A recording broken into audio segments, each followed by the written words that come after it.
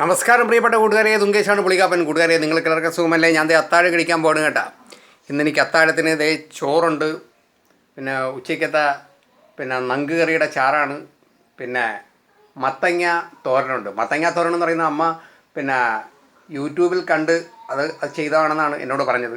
പിന്നെ ഇച്ചിരി നാരങ്ങ അച്ചാറുണ്ട് പിന്നെ ഉച്ചയ്ക്കത്തെ നങ്ക് വറുത്തമുണ്ട്. അപ്പോൾ കൂട്ടുകാരെ, നിങ്ങൾക്ക് എല്ലാവർക്കും സുഖമെന്ന് വിശ്വസിക്കുകയാണ്. നിങ്ങളെല്ലാവരും അത്താഴം കഴിച്ച് കഴിഞ്ഞോ?